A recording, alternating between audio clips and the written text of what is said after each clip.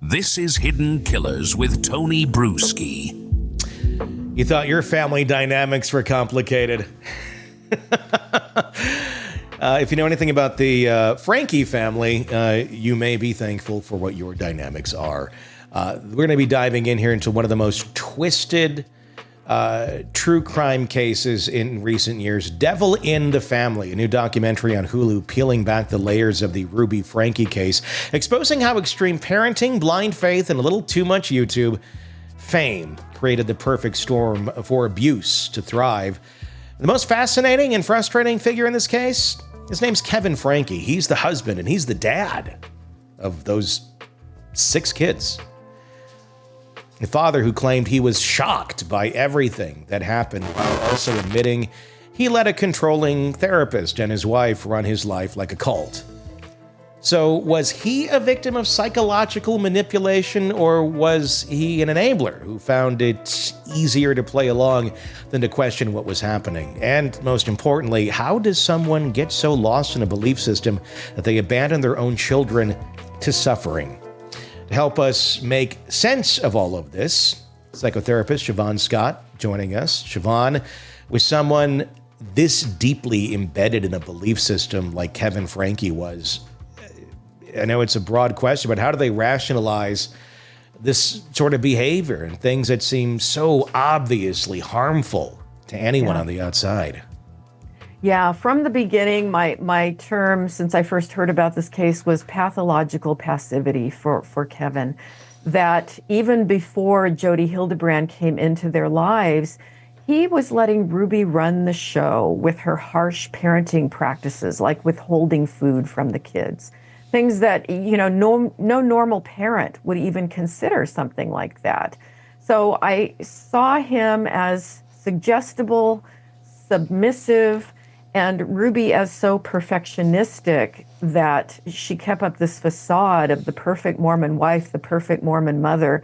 And it was just this toxic, abusive, horrendous situation that could have ended with the death of some of these kids. Is this kind of a thing, too, where you don't want to believe your spouse is evil? You don't want to believe your spouse is doing things that are going to harm your children. If someone's doing something that's a little off, I mean, I don't want to say little because it got pretty extreme, but initially a little, you may go, well, what is this all about? Is this, some sort of different parenting technique? And if it starts small, oh, okay, we can try that. And then it gets kind of more extreme.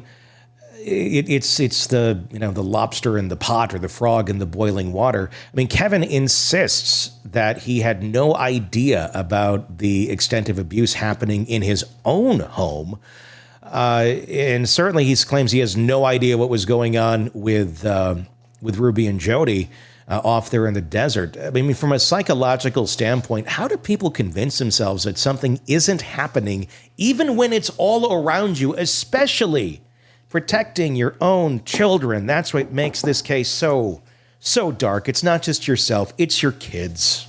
Yeah, just the idea that he would leave the home and go no contact with the kids for a year is bizarre. I mean, I can't imagine as a parent doing that. My kids are adults, and I talk to them at least a couple times a month, Yeah.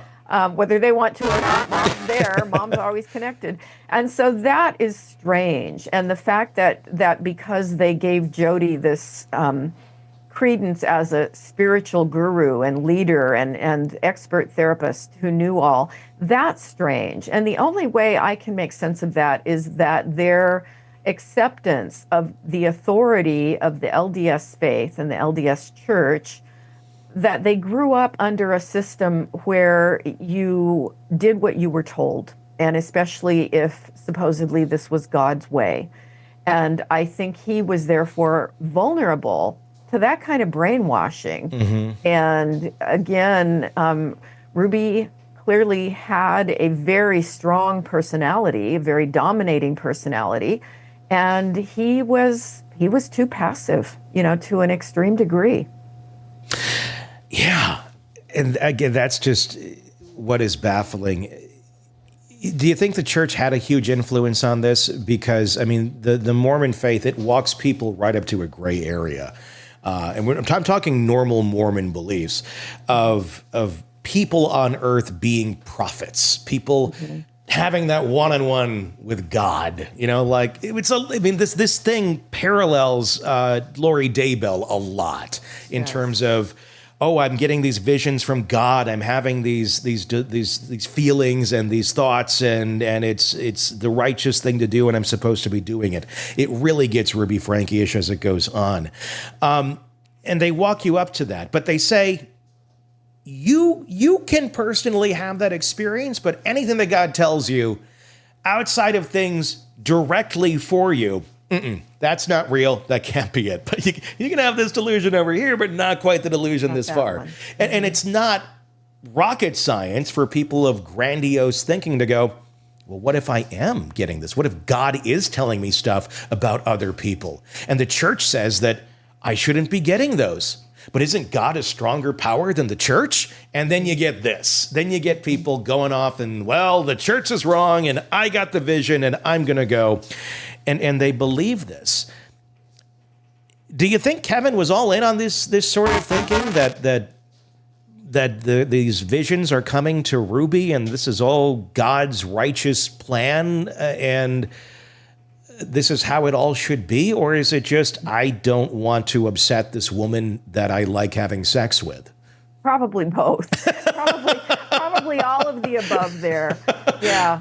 But I think people who are brought up in that kind of a hierarchical system, which is basically authoritarianism, listen to the authorities here and they get to dictate reality to you. Don't think for yourself. Thinking for yourself is not encouraged.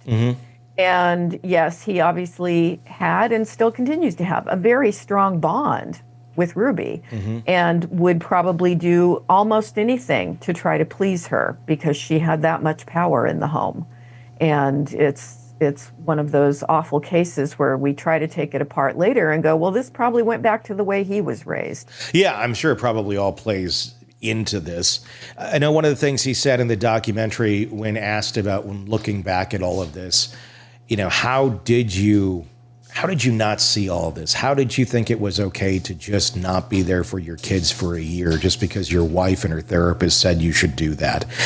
And I'm just paraphrasing, but he seemed to have a lot of remorse there and basically said, when I try to think about that, it just tears him apart basically. And that it's too hard of a thing to try and break down because it's so hurtful. And I think he realizes the damage that he did or that he could have prevented from happening, from going on. So, it sounds like he's broken a bit from this, like broken away from this sort of thinking. But then in the same, breath, it's, do you still love her? And yeah, I still love her. He also then says, I don't love her like I want to go move in with her again, but he still loves her. That's just kind of that's a hard one for me. I've loved people too, and they've done crazy shit. And at some point you go, yeah, you're harming my kid and me. And there's no love lost at that point, despite having many life experiences together. Right. Maybe that's just, maybe I'm just more pragmatic in my thinking of relationships. You have a strong sense of self, which is a good thing. Yes. We want people to have a sense of self. Yeah. And some people don't have very much of a sense of self. They live under this facade, and who is he without her? Yeah. He may be struggling with that.